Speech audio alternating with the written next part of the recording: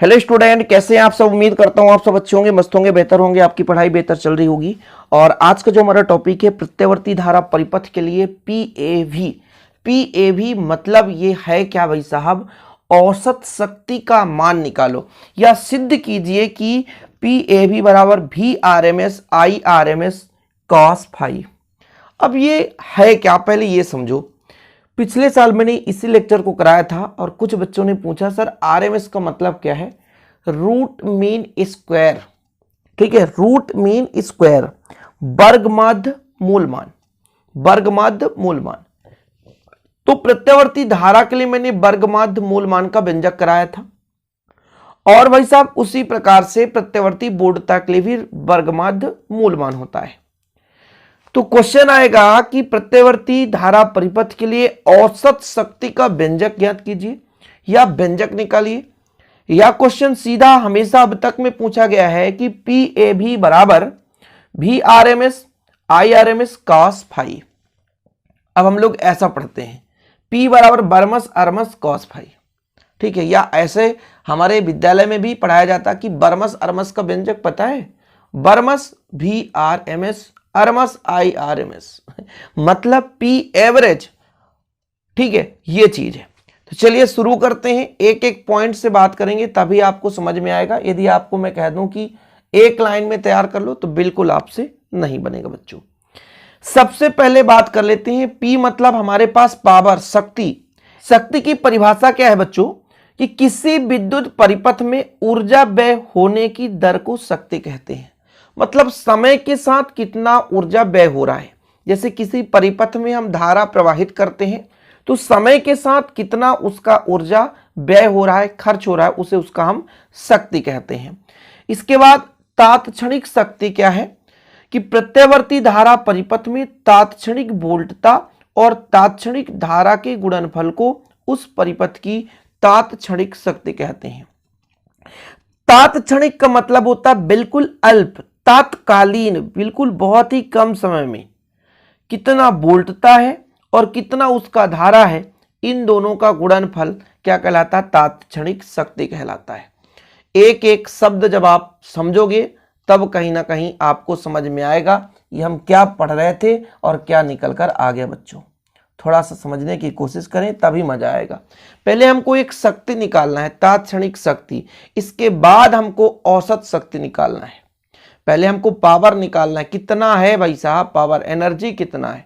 इसके बाद लास्ट में हमारा निकल कर आएगा क्या, औसत शक्ति। तो शक्ति क्या है, विद्युत परिपथ में ऊर्जा व्यय होने की दर को हम शक्ति कहते हैं।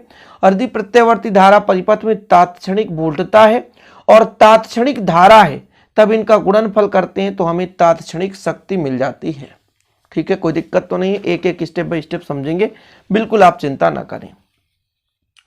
अब देखो बच्चों, कोई परिपथ है तो कहीं ना कहीं प्रत्यावर्ती वोल्टता होगा। तो मानकर चलते हैं प्रत्यावर्ती वोल्टता का समीकरण V बराबर V zero sine omega T, ठीक है, V बराबर V zero sine omega T, ठीक। तथा धारा हम मान के चलते हैं कुछ ना कुछ कलांतर होगा, दोनों के बीच कुछ ना कुछ कलांतर होगा कि नहीं होगा। तो धारा बराबर मान के चलते हैं I बराबर I zero sine omega T, मतलब ये तात्क्षणिक वोल्टता हो गई और ये तात्क्षणिक धारा हो गई। कहीं ना कहीं अल्प समय के लिए कितना धारा है, तात्क्षणिक वोल्टता जिसको बोलते हैं कि माना t समय पर प्रत्यावर्ती वोल्टता इतना है और प्रत्यावर्ती धारा इतना है, ठीक है, तात्क्षणिक समय पर। अब देखो तात्क्षणिक समय पर वोल्टता हमारे पास है और ये धारा है।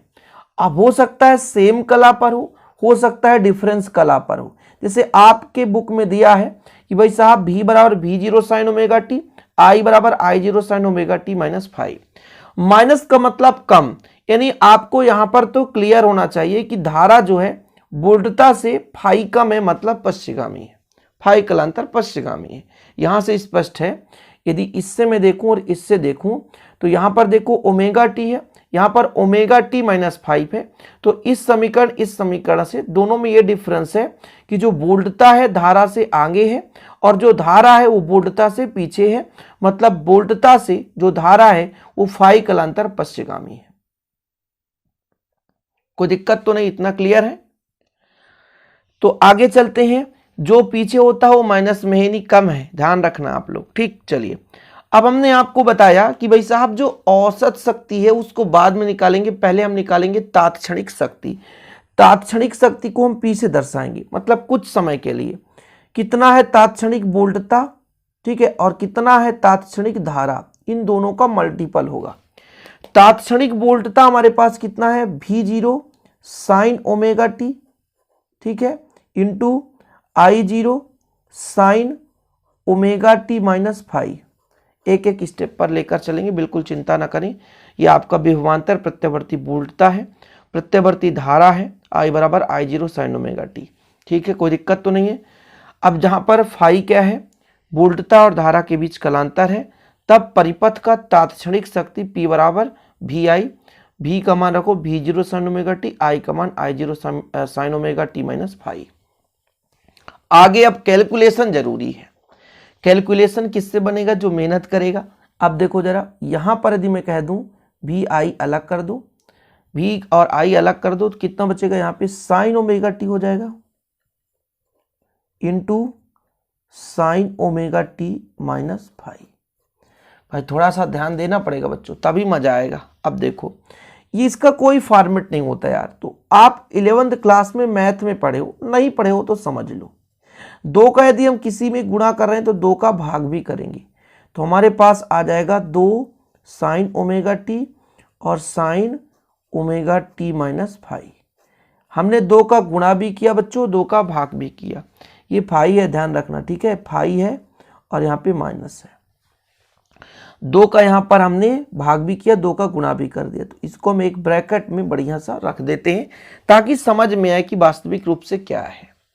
अब ऐसा इसलिए किए क्योंकि ये हमारे पास एक फॉर्मेट बना। वो कौन सा फॉर्मेट, 2 साइन है, ये कोण A मान के चलता हूं, और साइन इस कोण को मैं B मान कर चलता हूं, दोनों अलग अलग है। इसका जो फार्मूला होता है cos A माइनस B और minus cos A plus B।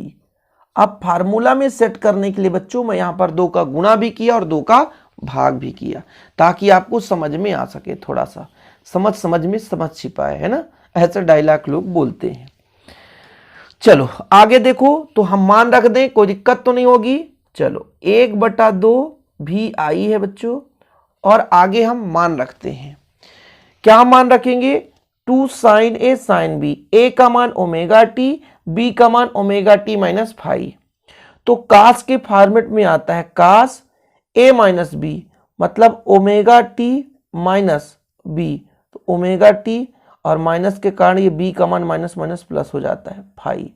ऐसा करो, फिर बीच में माइनस है तो minus cos A plus B, A का मान है ओमेगा टी माइनस, यहाँ पे प्लस है तो प्लस करो, फिर यहाँ पर है ओमेगा टी माइनस फाइव। यहाँ पर ध्यान ये देना है कि A का मान जो है वो ओमेगा टी है, B का मान जो है वो ओमेगा टी माइनस फाइव है। बाकी वैल्यू पुट करते आज हर एक बच्चा से बन रहा है। 1/2 VI हो गया, ओमेगा टी से ओमेगा टी काट दो तो कितना बचेगा, यहाँ पे cos फाइव बचेगा। यहां पर देखो बच्चों, ओमेगा टी 2 ओमेगा टी हो गया, और माइनस फाइव है तो फाइव रहने दो, ब्रैकेट को बंद कर दो। ठीक, अब देखो थोड़ा सा यहाँ पे समझने की बात है। पहले कैलकुलेशन जो मैंने किया, देखो जरा क्या यहाँ पर लिखा है कि नहीं, पता चले गलत हो जाए बच्चों। ये पूरा कैलकुलेशन है, 2 sine A sine B cos A minus B minus cos A plus B, और वही फॉर्मेट मैंने यहाँ पे कर दिया है कि cos A minus B cos A plus B। Minus के कारण चिन्ह बदल जाता है, ये बात अलग है। तो यहाँ पे आ गया cos five minus cos 2 omega T minus five. इतना तक तो क्लियर है। और देखो जरा, यही चीज आया है, बिल्कुल यही चीज। कैलकुलेशन समझाना जरूरी है। पढ़ाने क्यों टीचर आता है, आप हमसे क्यों जुड़े हैं, क्योंकि आपको समझना है ना, तो थोड़ा समय कैलकुलेशन समझाना चाहता हूं आपको। अब इसके आगे इसका मल्टीप्लाई भी कर सकते हो आप लोग, P ही चल रहा है ना एवरेज, तो कितना हो जाएगा 1/2 VI cos फाइव, फिर माइनस 1/2 cos हो गलत हो गया ना, क्या गलत हो गया सर, यहाँ पे VI यहाँ भी होगा, मतलब VI कर दो, और यहाँ पे cos है ओमेगा टी माइनस फाइव है, वो भी 2 ओमेगा टी, कोई दिक्कत नहीं है, ऐसा कर दो। अब होता क्या है कि एक पूर्ण चक्र में इसका मान शून्य होता है। एक पूर्ण चक्र जब हम धारा का औसत मान निकालेंगे, एक पूर्ण चक्र में इसका मान शून्य हो जाएगा, तो P बराबर आएगा 1/2 VI cos फाइव। अच्छा, ये जो 2 है इसका फंडा क्या है? इसका फंडा ये है कि √2 गुणे √2 कर सकते हैं, क्योंकि √2 और √2 का होता है 2, ठीक है। इसको cos फाइव हमने कर दिया। अब अगले स्टेप में क्या हो जाएगा? P चल रहा है तो P रहने दो। अच्छा, एक चीज़ और है बच्चों, हर जगह ये गड़बड़ मैंने कर दिया। V0 था ना, V0, I0 था ना, तो I0, सब में थोड़ा सा ये 0 का पोजीशन गलत नहीं होना चाहिए, नहीं तो फिर डिफरेंस ही क्या रह जाएगा, समझाना थोड़ा सा। ये लो भाई, 0 रख दो, है ना, 0 रख दो। एक पूर्ण चक्र में इसका मान शून्य होता है, तो इसको मैं तो हटा दिया। अब देखो इसको अरेंज करता हूँ। एक बात तो ऐसा कर सकता हूँ, V0/√2 अलग कर दिया इसको, और इसको लिख सकता हूँ I0/√2 और cos फाइव। अब एक चीज ध्यान रखना बच्चों, आपको मैंने पढ़ाया था कि जो I का RMS है, रूट मीन स्क्वायर है, वो मान निकल कर आया था I0/√2, और इसी प्रकार भी RMS का मान होता है V0/√2। तो औसत शक्ति जो मेरा निकल कर आ रहा है, औसत शक्ति जो निकल कर आ रहा है, P एवरेज निकल कर आ रहा है, वो VRMS into IRMS into cos five, यही तो सिद्ध करना था। अब बिल्कुल चिंता ना करें, इसको कैसे लिखना है पूरा सिस्टमेटिक ढंग से बताया गया है, अब बिल्कुल परेशान ना हो। तो भाई साहब, इसका आप दोनों में मल्टीप्लाई करेंगे, तो इसका अंदर भी मल्टीप्लाई कर दे, यहाँ भी मल्टीप्लाई कर दिया। अब चूंकि एक पूर्ण चक्र में इसका मान क्या होता है, शून्य होता है, तो जब यहाँ पे शून्य रखेंगे तो खत्म कहानी, खलास। बचेगा हमारा ये, इसको हम 2 को √2 गुणे √2 कर सकते हैं बच्चों, कर सकते हैं, इसलिए यहाँ पर V0/√2 I0/√2, इसका मान है VRMS, इसका मान है IRMS। चूंकि यहाँ पर मैं लिख भी सकता हूँ, यहाँ पर लिख भी सकता हूँ, चूंकि IRMS बराबर I0/√2 और VRMS बराबर V0/√2, वर्ग माध्य मूलमान, और यही तो हमारा औसत शक्ति का आ गया व्यंजक। कितना इजी है यार, कितना सिंपल है, बस थोड़ा सा मेहनत करना पड़ता है। तो बच्चों देर किस बात की, यहाँ से स्क्रीनशॉट लेना शुरू करें। साथ में यदि परिभाषा लिखना है तो ये परिभाषा भी लिख सकते हैं, काम आता रहता है यार। यदि आप परिभाषा नहीं लिखो दिक्कत हो जाएगी, तो परिभाषा भी लिख लो ताकि आपको दिक्कत ना हो सके। ओके बच्चों, चलिए स्क्रीनशॉट लें। और इसका फिजिक्स का handwritten notes 100 rupees charge है, बेहतर रूप से नोट्स दिए जाते हैं। वीडियो पसंद है तो लाइक करके शेयर जरूर कर दिया करें, और हमारे वीडियो निरंतर आ रहे हैं, इसलिए आप लोग चैनल को सब्सक्राइब करके रखें। बेल आइकन प्रेस नहीं किए तो कर दें अभी भी, है ना, ताकि आप लोगों को ऐसे वीडियो मिलता रहे। चलिए बच्चों, जय हिंद, वंदे मातरम।